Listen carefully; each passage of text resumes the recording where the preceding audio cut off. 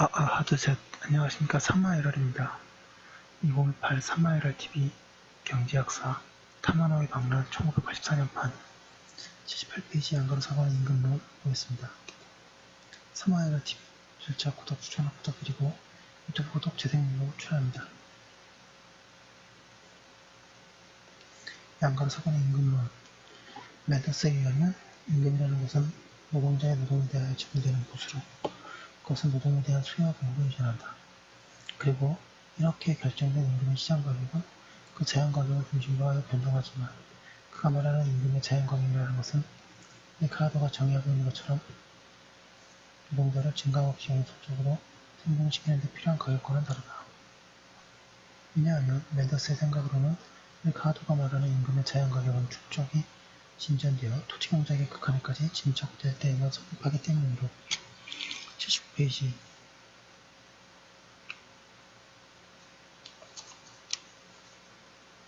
그런 의미에서 매우 부자연한 가격이었다. 오히려 노동의 자연 가격은 이후 수요를 충분히 만족시킬 만큼 노동자의 평균 요구를 발생시키는 데 필요한 가격, 제4장 제2절이라고 정의된다.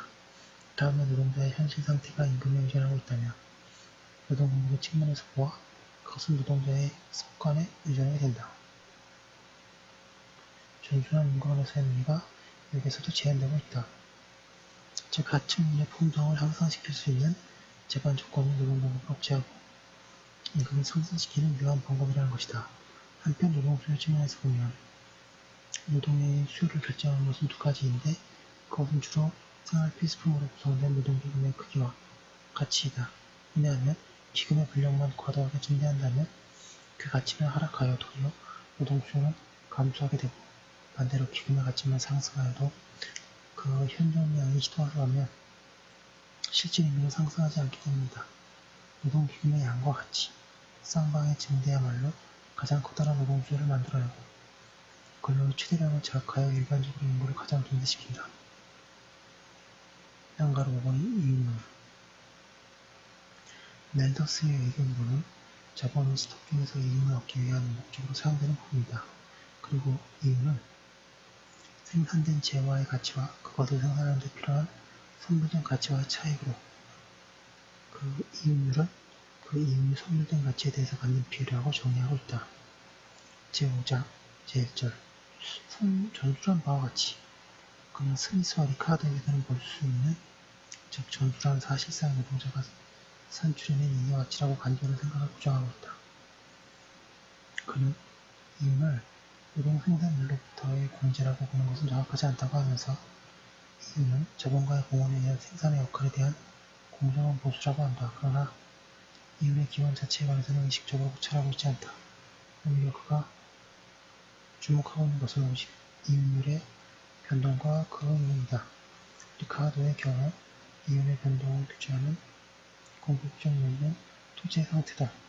멘더스의 경우도 이것을 인정하고 있지만 인정하고 있다. 즉 그에 의하면 자본 축적과 함께 수학체감의 작용에 대해서 곡물 산출권은 감소해간다. 또한 인구 증가와 함께 곡물 임금은 감소하지만 노동자는 가족의 부양을 위해 최소한의 곡물을 확보하는 것이 절대적으로 필요하다.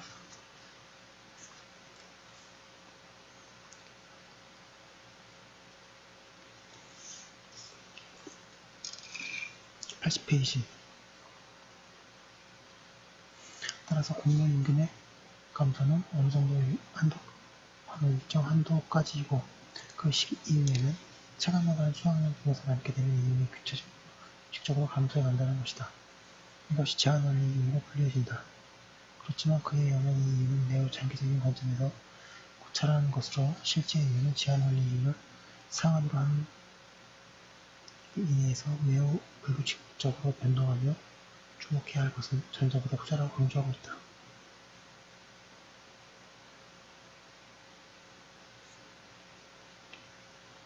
그는 후자를 규제원리이윤이라고 부르면서 그 주요한 변동원리는 그때그때의 수배에 일어나는 동일 분량의 노동에 의한 생산물의 가치 변동, 노동의 가치가 일정하다고 생각하는 그의 입장에서 보면 그것은 한편으로 노동 수배 변동을 의미한다고 한다. 제5장 제3절 그리고 이 밖에도 현실의 인류 농업의 개량 등으로 점차 영향을 받고 있다. 즉, 멜더스는 이윤의 결정 요인에 대하여 수급관계에 주목하여 리카르도 어둠의 이론이 현실의 인류 변동의 해명에는 아무런 역할을 하지 못한다고 지적하고 있다.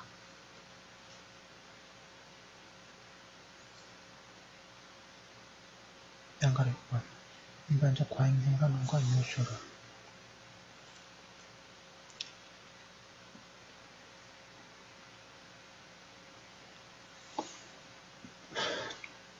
앞의 절에서 고찰한 리카르도의 경우 풀을 준비시키는 이유는 수입에서 자본으로의 전환했다. 그리고 그의 수입이 아무리 많은 부분이 축적된다 하더라도 그것으로 인해 총 수요의 감퇴는 일어나지 않는다고 생각하여 부분적인 과잉 생산만을 인정하고 일반적 과잉 생산의 가능성을 부정했다.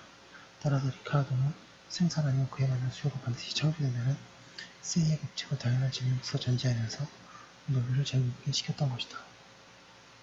그런데 당연한 일이지만 멜더스도 리카르도처럼 부의 증대를 위한 가장 유력한 요인으로서 자본 축적을 들고 있다.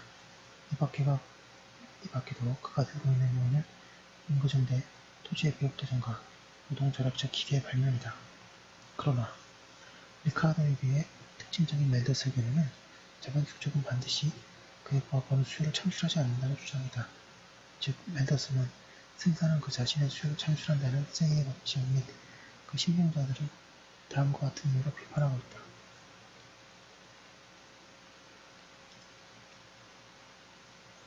첫째는 상품은 반드시 소비자의 욕구와 관련되어야 함에도 불구하고 그들은 상품 간의 관계를 그것들이 비교되는 많은 수학상의 숫자나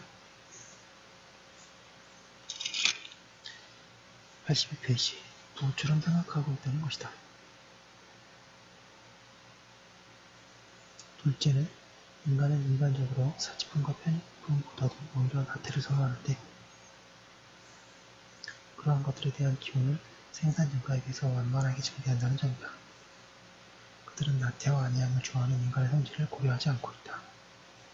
그리고 세 번째는 이상과 같은 두 가지 점과 관련되는데 멜더스는 이것을 가장 중요한 비판점으로 다루고 있다. 즉, 자본의 축적이 반드시 수요를 보증한다는 것은 잘못된 생각이라는 것이다. 이 점에 대해서 멜더스는 다음과 같이 생각하고 있다. 즉, 부를 증진하기 위해서는 주로 자본가가 그 수입품에서 일정 부분을 자본으로 전환시켜야 한다. 그러나 이것은 자본가가 그 중에 일정한 비율을 둔 뒤 자본으로 전환시키기만 하면 된다는 것을 의미하지는 않는다. 왜냐하면 자본 축적은 비생산적 노동자를 생산적 노동자로 전환시키기 때문에 노동자 전체의 수요는 축적 전후 모두 불변이며 자본 축적 자체가 자본가의 사치품 수요의 감소를 의미하고 있기 때문이다. 그 때문에 축적의 비율이 일정 점을 넘어 급속히 증가하게 되면 사치품 및 추가 생산된 필수품의 양과 그것들에 대한 수요와의 사이에 필연적으로 갭이 생길 수밖에 없다. 이 경우는 상품의 가치가 폭락하고 이윤이 감소되며 실업이 발생한다. 이리하여 가처분 소득 중에서 일정의 비율을 넘는 과도한 축적이 이루어지면 이것을 시시로 말한다면 어느 일정률의 비생산적 소비가 이루어지지 않는다면 재생산 과정은 과잉 생산에 의해서 크게 불안되고 만다. 그러나 일반적으로 자본가는 투자 성향이 강하다. 그러므로 사치품을 일정하게 비생산적으로 소비하는 계획이 필요하다. 멜더스가 기대하는 이 사람이야말로 비생산적 계급의 선두에 서 있는 지주계급인 것이다. 그는 지주의 향상적인 비생산적 소비, 유효수요가 한 나라의 재생산을 원활히 가동시키기 위한 필수 조건이라고 생각했던 것이다. 그리고 이러한 유효수요를 뒷받침해주는 이론은 앞에서 고찰했던 지대론에서 이미 마련되었다고 할 수 있다. 그런데 여기서 서술한 멜더스의 유효수요론은 리카르도와는 공물 논쟁이 적용되어 그의 공무법 지시론을 뒷받침해주는 유력한 이론의 무기가 되었다. 요건대 그는 다음과 같이 주장했다. 만약 공물법이 철폐된다면 그 덕택에 곡물 가격이 낮아져 제조업이 어느 정도 번영할 것이 분명하다.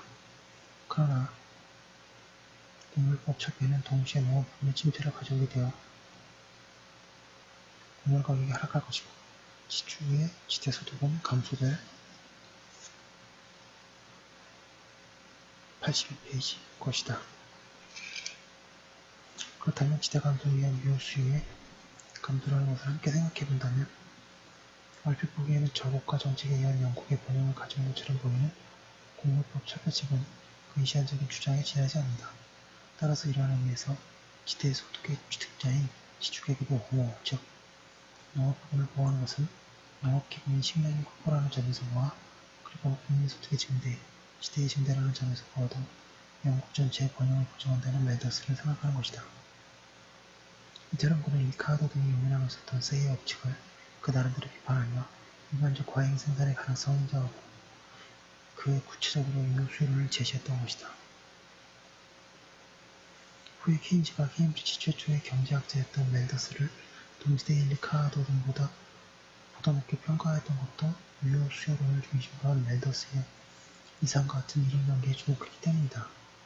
고 하고 있습니다. 멜더스는 참 시대를 앞서가신 분인 것 같습니다.